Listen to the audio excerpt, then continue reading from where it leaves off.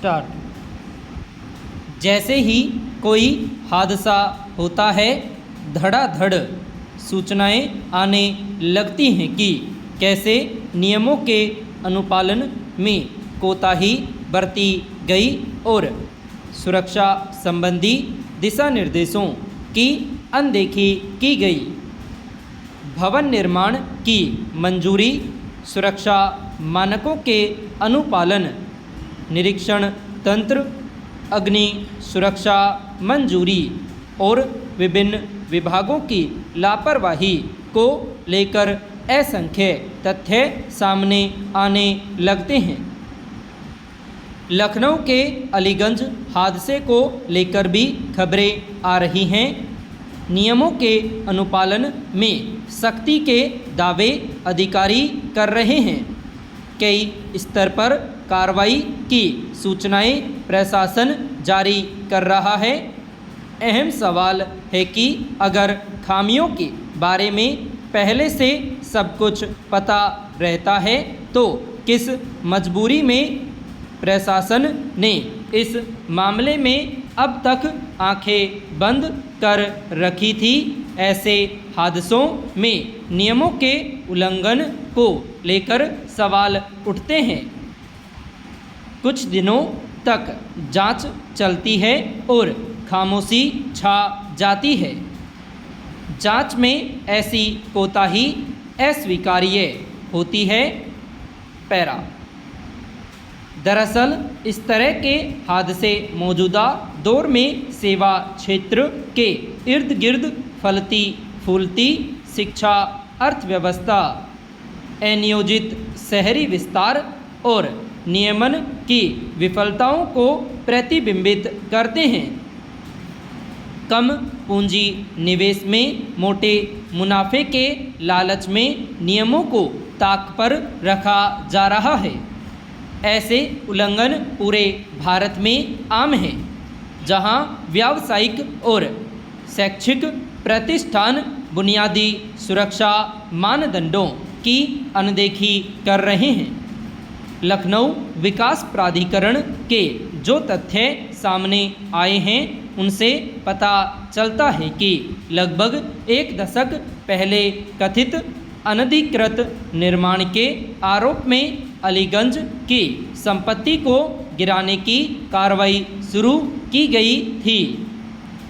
इसे LDA आवास योजना के तहत आवंटित किया गया और बाद में बेचा गया था।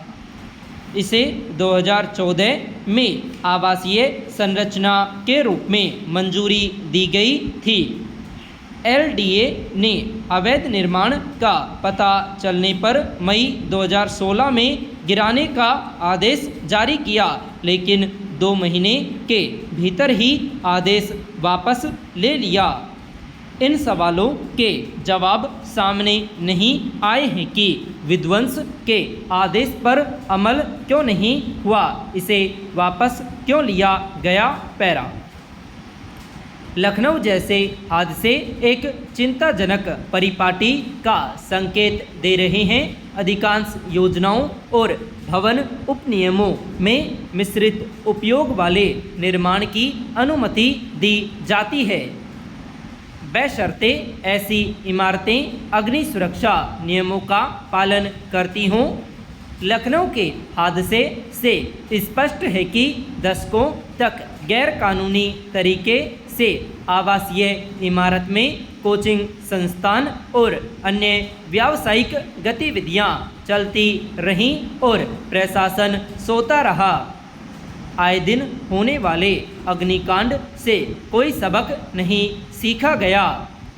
प्रत्येक आपदा से मिलने वाले सबक सीमित रह जाते हैं। घटना के तुरंत बाद इमारत को सील करने और नोटिस देने का जो सिलसिला शुरू होता है वह महज एक नियमित प्रक्रिया है। जांच की कवायद कुछ दिनों बाद ठंडे बस्ते में चली जाती है। बीते कुछ महीनों में कोचिंग संस्थानों, होटलों और इसी तरह के प्रतिष्ठानों में लगी आग की कई घटनाएं सामने आई है। व्यापक रूप से चर्चा उन हादसों को लेकर हुई है जिनमें जान माल का नुकसान हुआ। हादसे छोटे हों या बड़े, किसी भी मामले में अगर कोताही न बरती जाए, नियमों को लेकर सख्ती की जाए तो काफ़ी हद तक ऐसे हादसों को टाला जा सकता है। ज़रूरत गंभीरता से कार्रवाई करने की है। पैरा। आज हम एक ऐसे समाज में रह रहे हैं जहां चंद रुपए के लिए किसी की हत्या कर दी जाती है।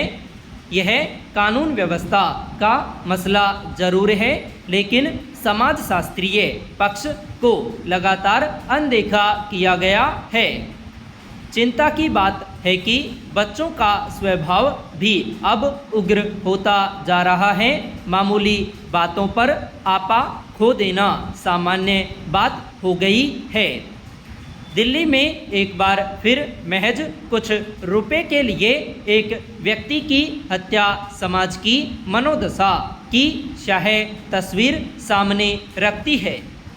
खबरों के मुताबिक पिछले दिनों राजधानी के तिलक नगर इलाके में मात्र 150 रुपये के विवाद में 3 नाबालिगों ने चाकू से ताबड़तोड़ वार कर एक व्यक्ति की हत्या कर दी।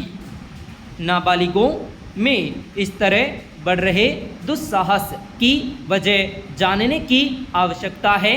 दिल्ली में स्थानीय निकाय से लेकर राज्य और केंद्र तक 3 इंजन की सरकार होने और पुख्ता सुरक्षा के दावे के बीच इस तरह की घटनाएं हो रही हैं तो स्थिति की गंभीरता का अंदाज़ा लगाया जा सकता है।